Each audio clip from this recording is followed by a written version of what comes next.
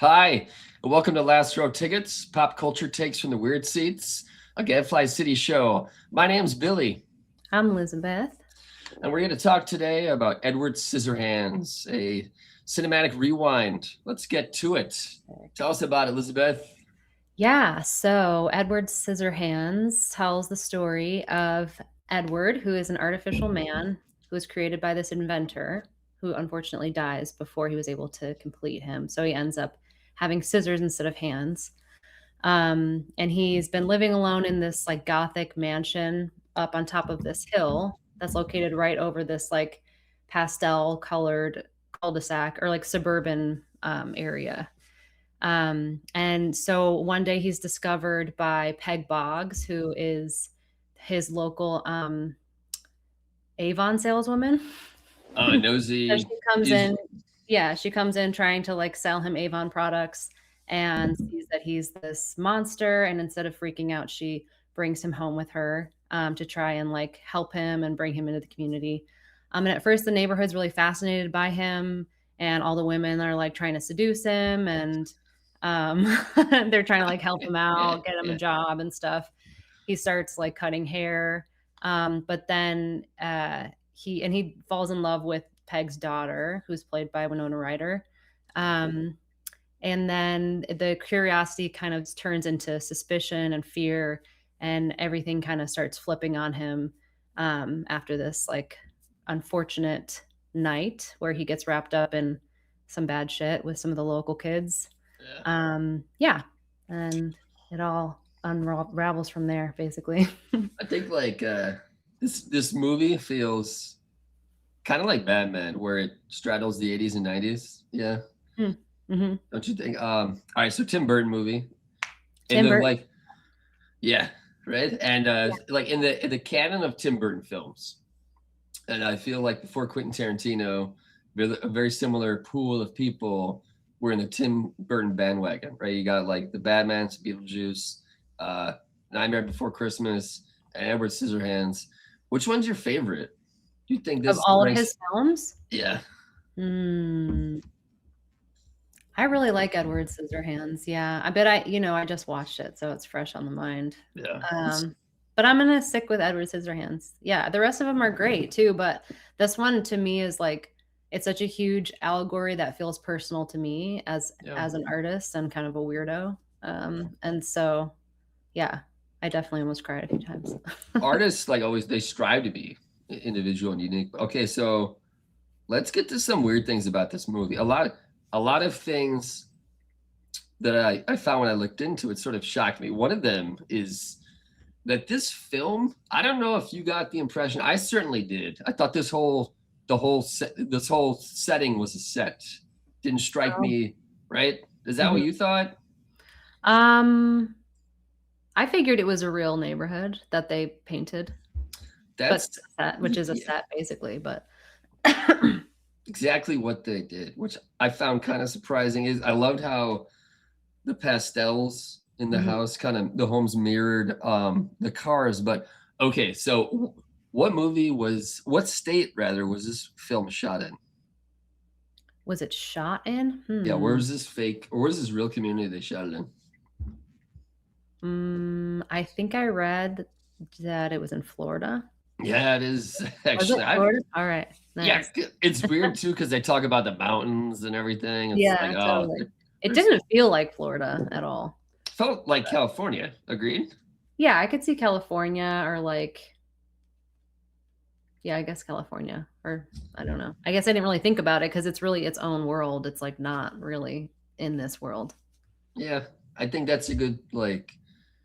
It's a good thing. Tim Burton does that a lot. He creates worlds that feel They're like surreal. near worlds. Yeah, like it's basically our world, but it's not. It's It's different. like the upside down, right? And Stranger Things, you know.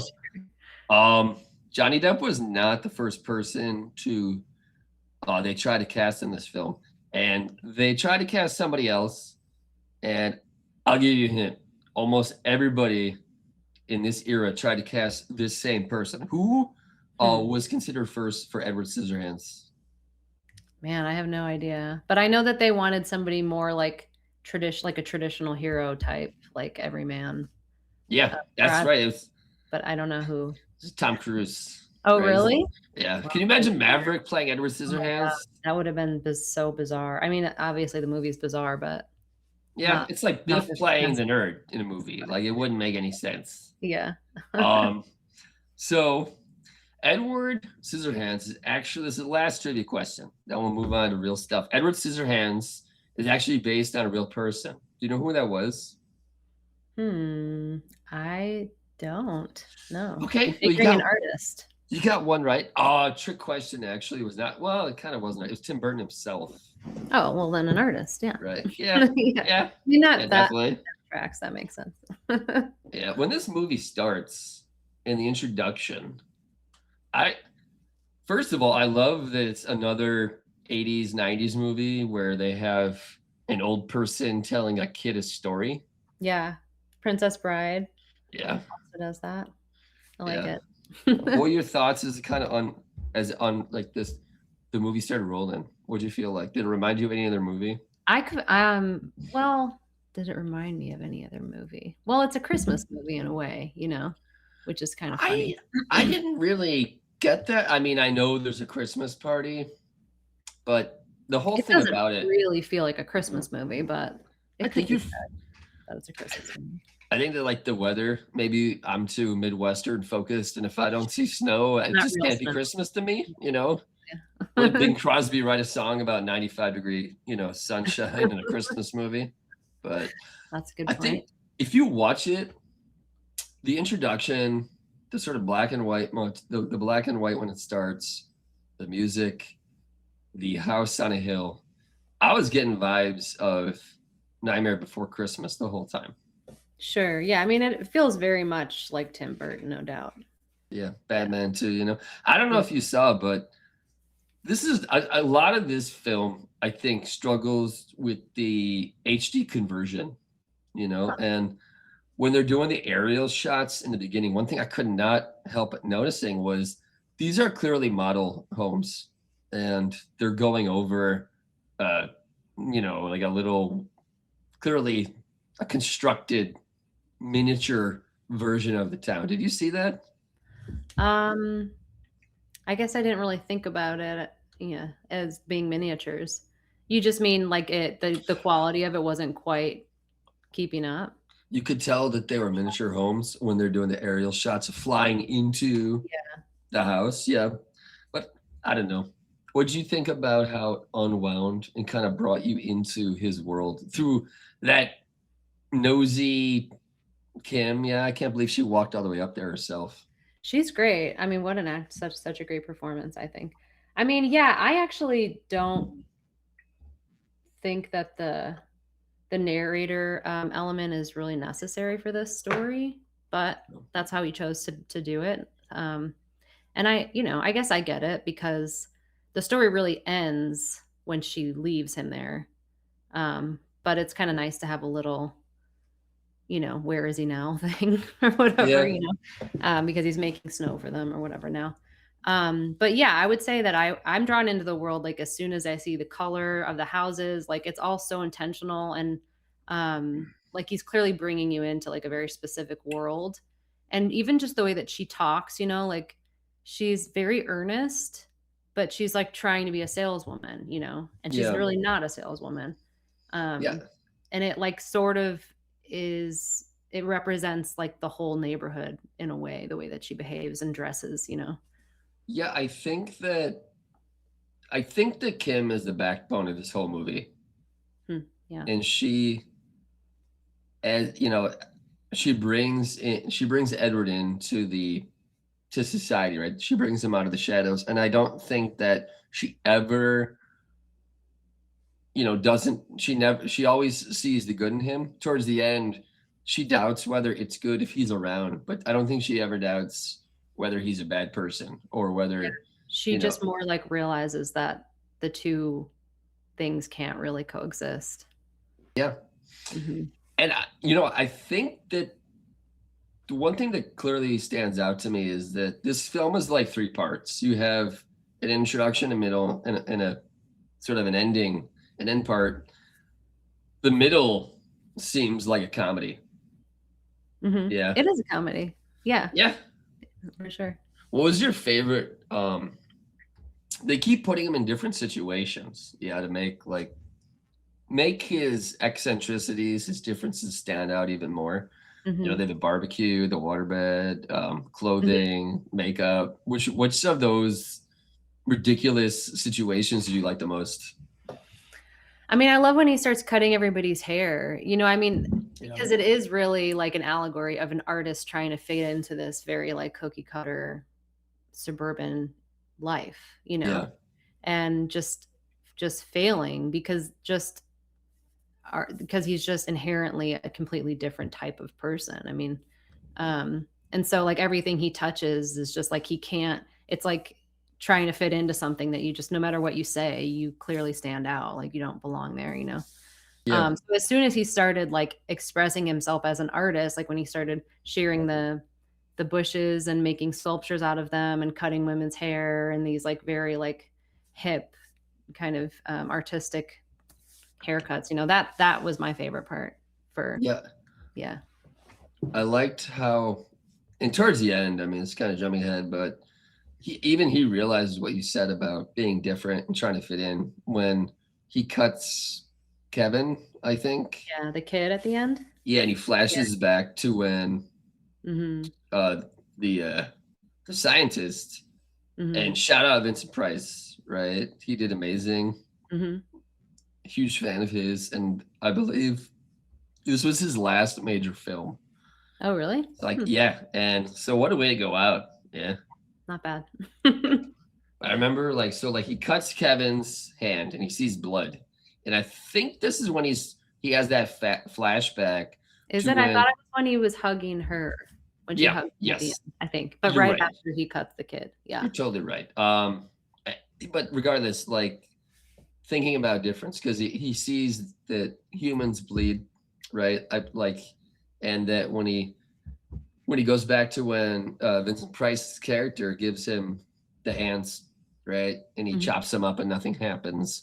Mhm. Um, Kind of bridges like I think Winona Ryder makes him feel like he's one of them. Yeah. Mhm. Sure, yeah. You Yeah, said like though, mhm. you said though that all the ladies are trying to get with him, and I do think this was like Tim Burton, Desperate Housewives.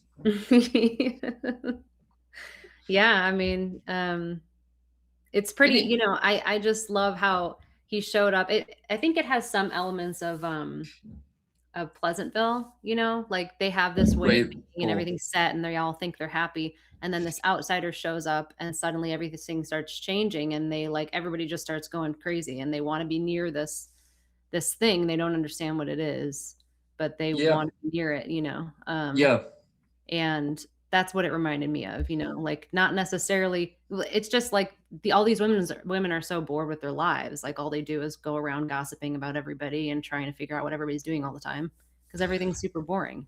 yes, and that's one major. We talk about. I talk about three parts, and it's one of the things. It's not just tone and style of film, comedy, drama, whatever.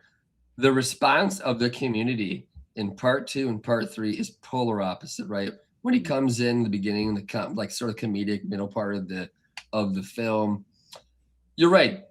The the audience, the community around him is bored, right? They see Edward as a circus attraction to brighten up their lives, add some spice, especially for Joyce, who keeps Mhm. coming on to him throughout the film in ways that kind of remind me of Gilbert Grape, where Johnny Depp was Yeah. also getting come on to by Mary Steinberger, I want to Yes, he say. was also sleeping with her at first, but then yeah, for Yeah, sure. yeah. It's Johnny Depp, right? I mean, like he walks Johnny onto a Depp. set and he doesn't have to do anything. But Mm. the way this happens is sort of the way it unwinds, and then eventually they turn against it's Frankenstein, Mhm. and this movie is modern retelling of it, Sure. and just like it hits you on the head, it's square on the nose when just like in Frankenstein, the phrase that he is described, or Mary Shelley refers to him and other humans as half-made creatures. It's one Mhm. of my favorite lines from that book. Mhm. and he literally is made partially, Mhm. and Active creature. I like that. Yeah. Mhm. Yeah, absolutely. I mean, it's clearly sort of an evolution on the Frankenstein story. But I think it makes total sense that it's based on Tim Burton himself because it takes the outsider trope and adds this other element, which is like what an artist can bring to a situation like that, and it's this yeah, double-edged sword because it both is like really intriguing to people, but it's also terrifying because it shows them that what they thought was normal isn't necessarily all there is, yeah, and that like shakes up your whole reality. And I felt like that was what the snow at the end, it's like once people experience something outside of what they've always thought was what everything was like, you can't unsee that. yeah. And so they keep like you change the neighborhood forever. I think absolutely, and it's appearance or majority culture meets a rebel, a weirdo, and it forces people to think about you know, is different bad? I think one of the things that comes out of this film is that the normal, good-looking people that don't startle you, that look like everyone else, like if you look at the cars, if you look at the houses, they're all just a different shade of the same pastel. Yeah, they're Mhm, all kind of telling really bad jokes. They're all bored, whatever. mhm, But a lot of the things that happen in this movie show you that the best, the good looking people, the people that aren't freaks and weirdos, they do the most terrible things. Yeah. And mhm. it's kind of like it reminded me of Joker. We're talking about Batman a week or two ago. And when when Joker's talking to Batman about the quote unquote normal people just beneath the surface being so much more bestial and animalistic than the quote unquote weirdos. Yeah. Mhm. And, um, they behave the cruelest, especially when they're provoked or challenged by different people that kind of freak them out and challenge them. And I think that I totally forgot about Anthony Michael Hall's role in this film at all. Yeah. I kinda did too. Yeah, I it's thought like, he was good in it. I've oh, never it's seen him great. He really was play great. an asshole. Yeah, I Where mean, when else was he an asshole? I'm sure he was in something else, but I I don't know. think he did I think he was good. Actually, he's in a movie called Michael Clayton about 20 years later, which is one of my favorite lawyer movies of all time Mm, with George Clooney. He plays it's an ancillary hitman role, but yeah, I mean, before this film, if people ask about Anthony Michael Hall, he's like an American Rick Moranis. yeah. He's the nerd in 16 Candles. He's the nerd in Breakfast Club. Yeah, You no, he's really know, sweet and, like, gentle. Mhm. yeah, and like it's good for him. The man hops from John Hughes to Tim Burton. Yeah, hell yeah. Yeah. Yeah. What'd you Yeah, think about Jim, Anthony Michael Hall? Did you like him? Opposite Winona Ryder, did he seem like a real villain?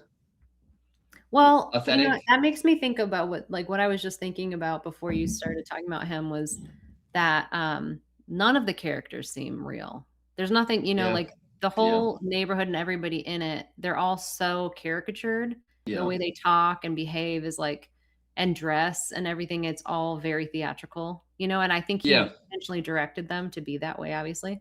Um, and then Johnny Depp's character, Edward, is so earnest, like, so innocent, like, yeah, and just not trying to be anything but what he is, I mean, he's trying to fit in sort of, but he doesn't really understand how to act like you're supposed to act like normal. I mean, it's like this big charade.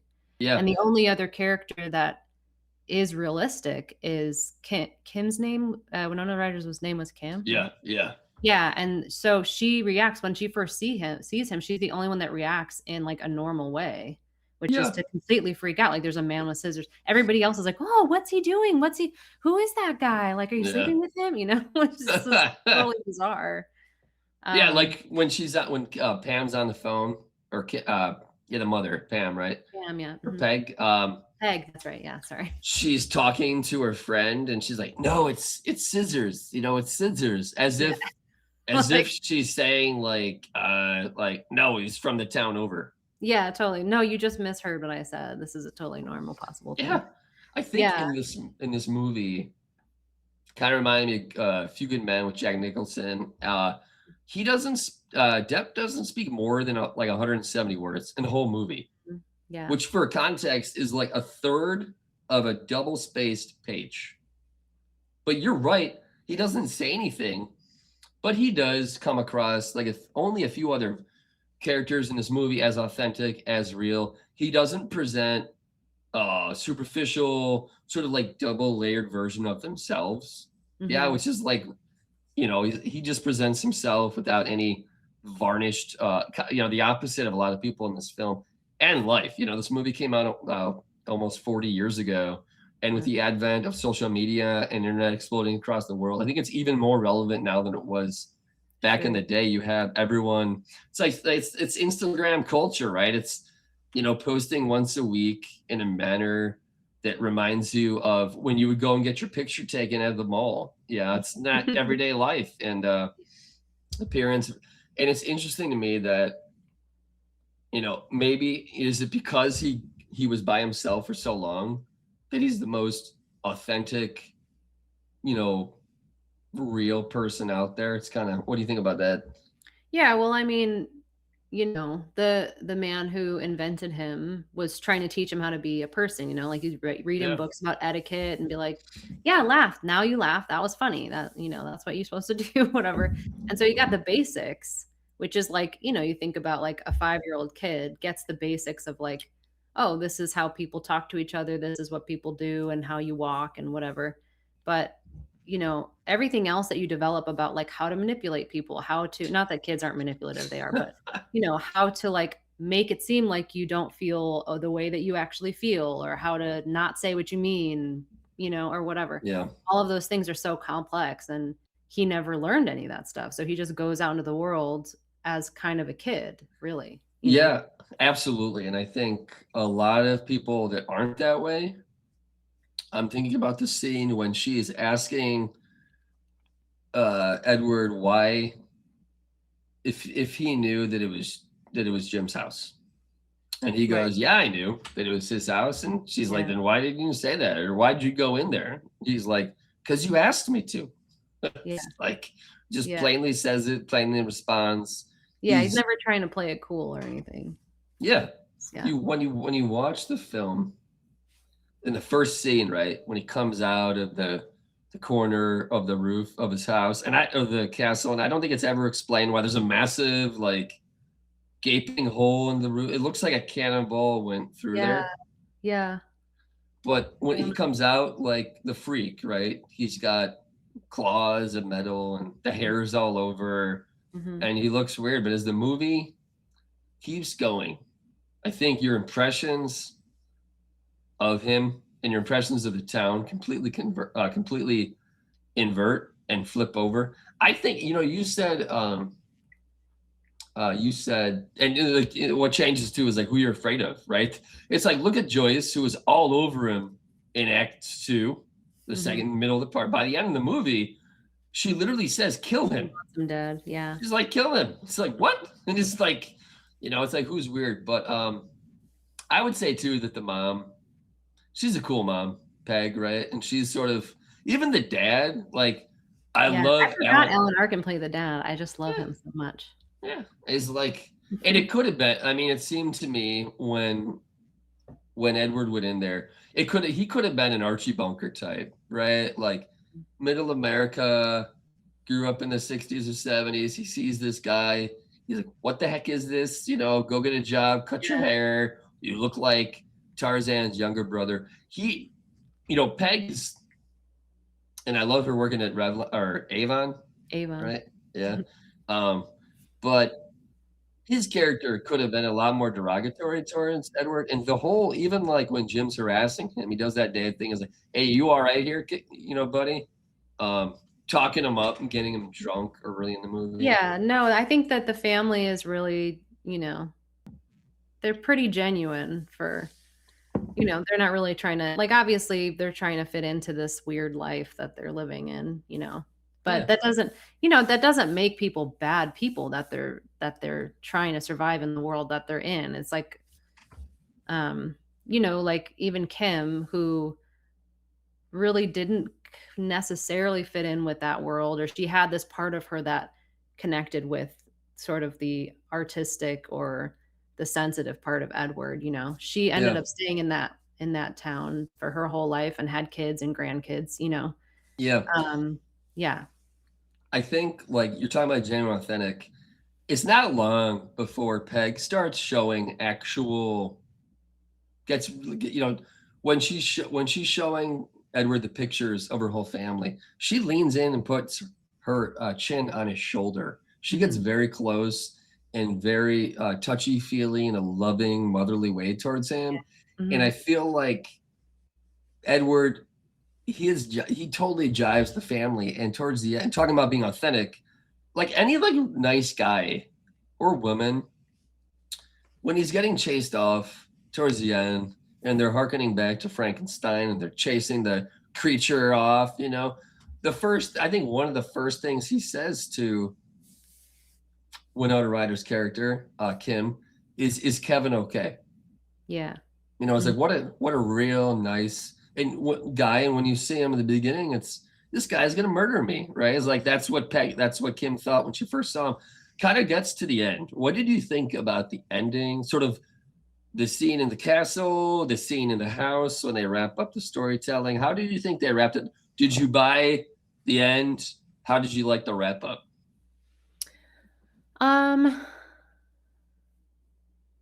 I like the ending. I mean, it seems a little odd that he ends up killing the boyfriend, that he ends up killing Jim.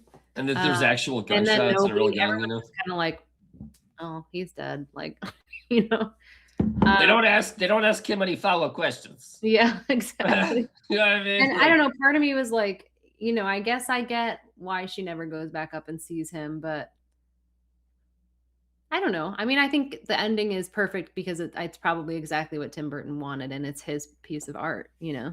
If I don't know how I would have ended it if it was mine, but I love the turn where when you don't know why she grabs the extra set of knives, of yeah. scissors, I Mhm. think that it was kind of odd. There was like real violence, real gunshots. It kind of seemed out of step from the surreal, like quasi realistic frame of the Mhm. movie.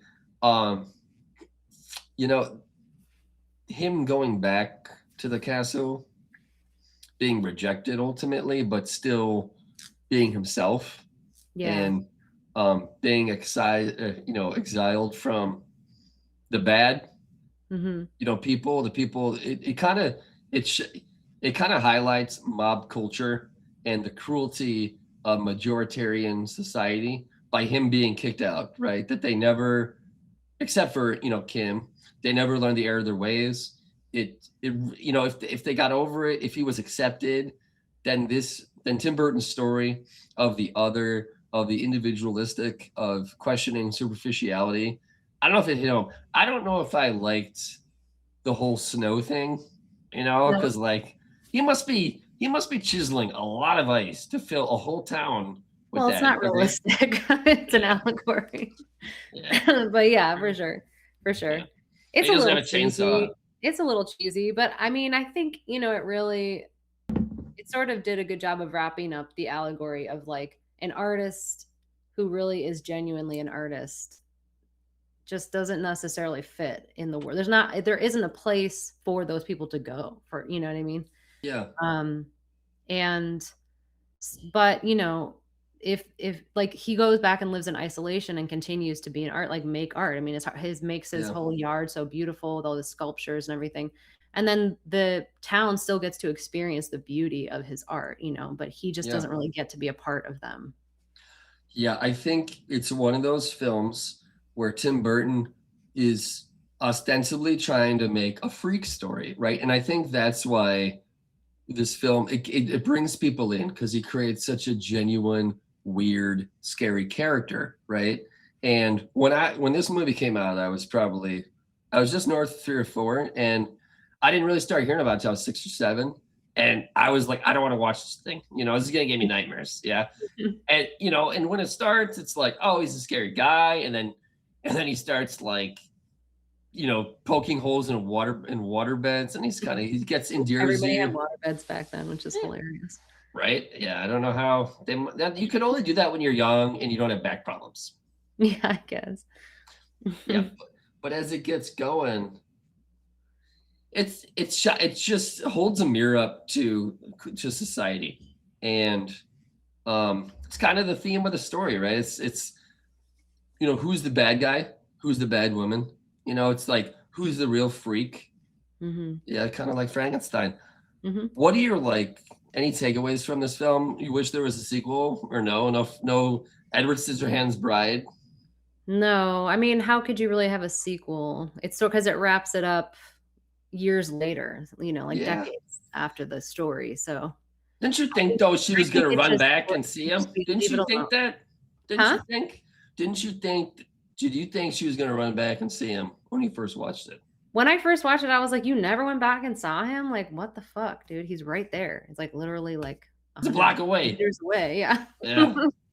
But that's the thing. I thought that was really cool too. Like, this person is actually living in the neighborhood. It's like right there, but it's a completely different world.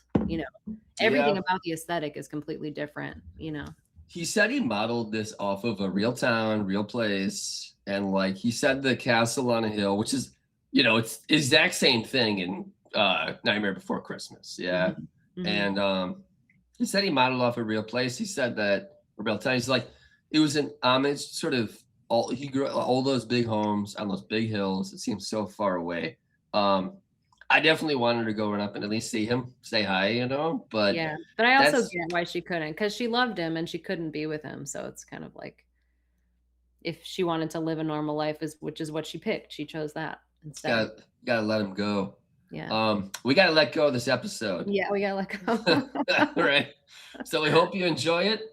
We hope that you like this video. You subscribe to us on YouTube. Go check out Gadfly City on Spotify, YouTube, gadflycity.com, all that good stuff. This has been an episode of Last Row Tickets. I'm Billy. I'm Lizabeth. Come back soon. Now fly away.